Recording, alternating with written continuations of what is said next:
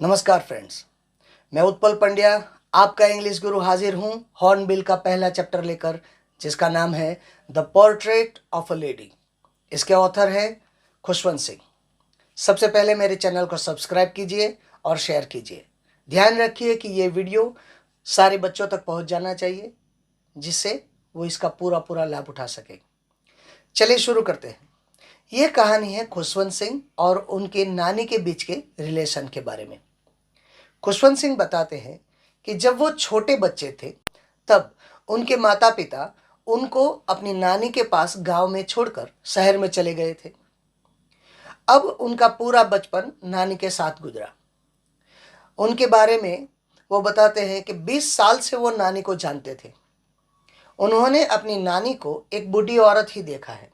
चेहरे पर झुर्रियाँ पड़ी हुई, बाल सफ़ेद, कमर से झुकी हुई, पूरे घर में लंगड़ाते हुए चलती, ऐसी बूढ़ी औरत की तरह ही उन्होंने देखा था। अब क्या होता है कि नाना के बारे में वो बताते हैं कि नाना को तो उन्होंने कभी देखा ही नहीं। हाँ, ड्राइंग रूम में अंगीठी के ऊपर एक तस्वीर जरूर टंगी रहती थी।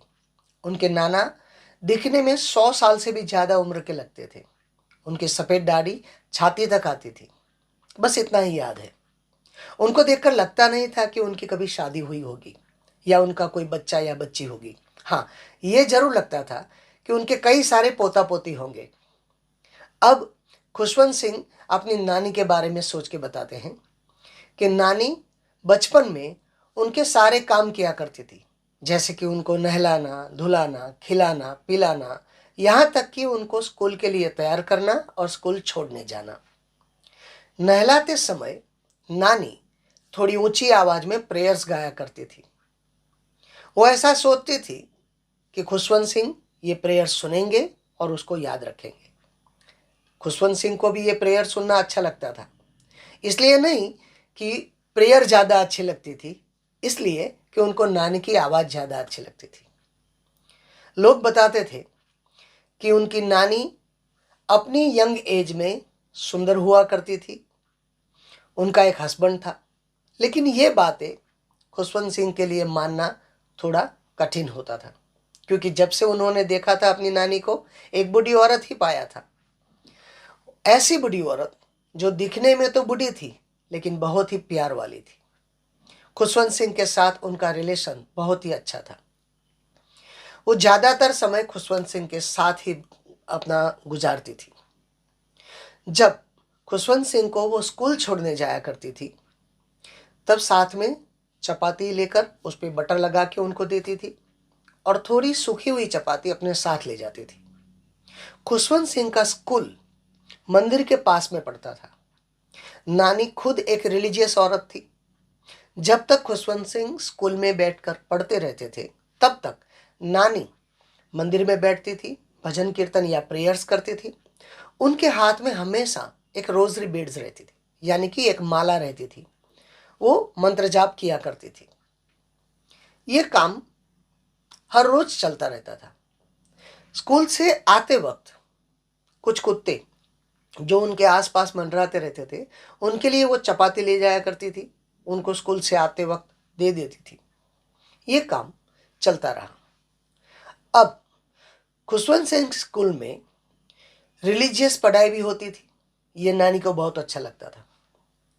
एक दिन क्या होता है कि खुशवंत सिंह की अब हाई स्कूल की पढ़ाई शुरू होने वाली होती है। उनके माता पिता खुशवंत सिंह को और उनकी नानी को लेने गांव में आ गए। वो चाहते थे कि बाकी की पढ़ाई खुशवंत सिंह शहर के अच्छे स्कूल में करें। दोनों को शहर ले जाया गया। अब वहां पे क्या होता है कि नानी की जो हर रोज की क्रिया थी, उसमें चेंज आ गया। क्या हुआ कि पहले तो खुशवंत सिंह की सारी क्रियाएं नानी किया करती थी, नहलाना, धुलाना, खिलाना, पिलाना, जैसे मैं पहले बता चुका हूं। लेकिन अब खुशवंत सिंह और नानी का कमरा अलग हुआ था। दोनों साथ में समय भी कम बिता पा रहे थे। एक तरह से बोला जाए तो दोनों के बीच का रिलेशन अब थोड़ा कम हुआ था। उनसे मन से नहीं, लेकिन ऐसे ही, क्योंकि दोनों के पास अब टाइम नहीं था। खुशवंत सिंह को छोड़ने के लिए भी नानी नहीं जाती थी या फिर लेने के लिए भी नहीं जा पाती थी, क्योंकि मोटर बस से आना, मोटर बस से जाना, स्कूल थोड़ा दूर था, इंग्लिश मीडियम स्कूल था। अब एक और बात नानी को ज्यादा खलती थी।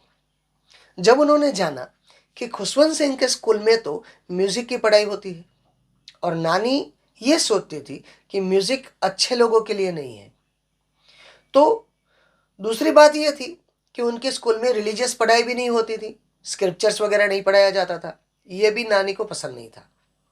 लेकिन शहर की बात अलग है, गांव की बात अलग है।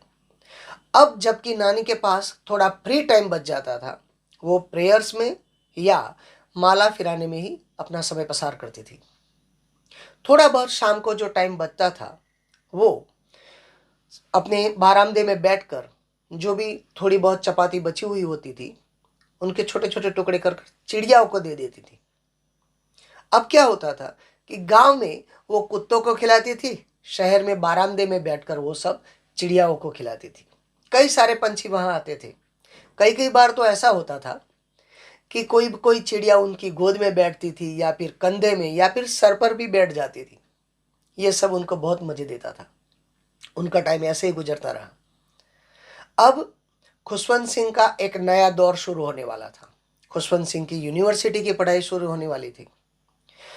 माता पिता ने यह सोचा कि खुशवंत सिंह को यह पढ़ाई विदेश जाकर करनी चाहिए।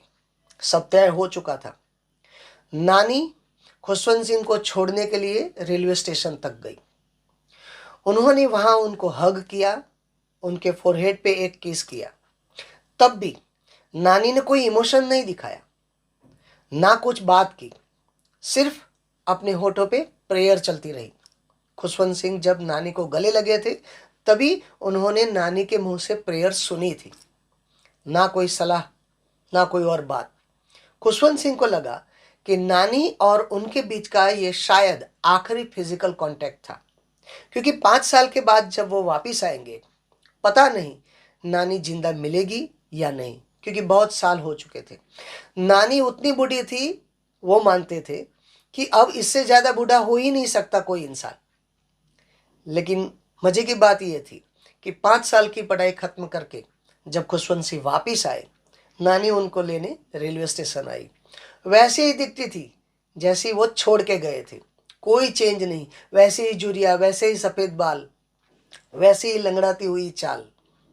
अब जब वापिस घर में आए, दूसरे दिन या थोड़े दिनों के बाद ऐसा हुआ कि नानी का टाइम तो प्रेयर्स में गुजरने लगा।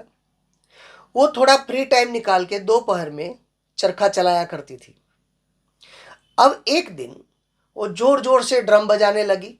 अड़ोस पड़ोस की जो भी महिलाएं थी उनको इकट्ठा करके, जो होम कमिंग वॉरियर्स थे, उनके वेलकम के लिए। खुशवंत सिंह के घर वालों ने उनको बहुत रोका टोका कि नानी आप ये मत करो, आप ज्यादा स्ट्रेन ले रही हो। लेकिन उन लोगों की एक ना सुनी। दूसरे दिन क्या होना था, वही, नानी बीमार पड़ गई। उनको फीवर आ गया।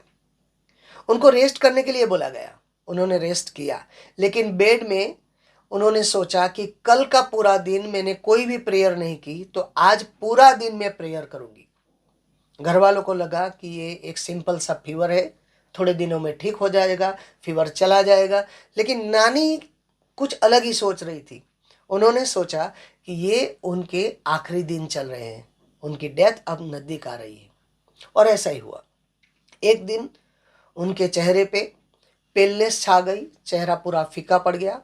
हाथ में जो माला वो फिराया करती थी, वो उनके हाथ से छटक गई। सब लोगों को पता चल गया कि अब नानी इस दुनिया में नहीं रही। पूरे घर में सन्नाटा छा गया। जब नानी को फ्यूनरल के लिए ले जाया गया, तब कई सारी चिड़िया बारामदे में आकर बैठ गई। ये खुशवंत सिंह की अम्मी ने देखा। वो जल्दी से घर में गई, चपातियों के टुकड़े किए, ब्रेड क्रम्स लिए और बारामदे में बिखेर दिए, जिससे कि वो चिड़िया खाए। लेकिन अब का सीन ही कुछ अलग था। चिड़ियों ने ना कुछ खाया, ना कोई चहचहाट। वो चुपचाप से बैठी रही। जैसे ही नानी को वहां से विदा किया गया फ्यूनरल के लिए, चिड़िया अपने आप कुछ खाए बगैर वहां से उड़ गई। जैसा रखा था वैसे ही चपाती के क्रम्स, टुकड़े सब वहीं पड़े हुए थे। फ्यूनरल और क्रिमेशन के बाद जब सब लोग वापिस आए, उन्होंने देखा कि चिड़िया अभी वहां पे मौजूद नहीं है, लेकिन टुकड़े वहीं बिखरे पड़े हैं। दूसरे दिन उनको ये टुकड़े वहां से हटाने पड़े। घर में पूरा सन्नाटा छाया हुआ था। ये कहानी इस एंड पे आके खत्म होती है। ये था खुशवंत सिंह और नानी के बीच के रिलेशन, और बहुत ही बढ़िया अच्छे से उन्होंने अपने रिलेशन को जताया इस स्टोरी में। इसके आगे के वीडियो में हम ये द पोर्ट्रेट ऑफ लेडी की स्टोरी लाइन बाय लाइन पढ़ेंगे। अगर आपको वो देखना है तो जल्दी से सब्सक्राइब कीजिए, शेयर कीजिए। Good bye, take care.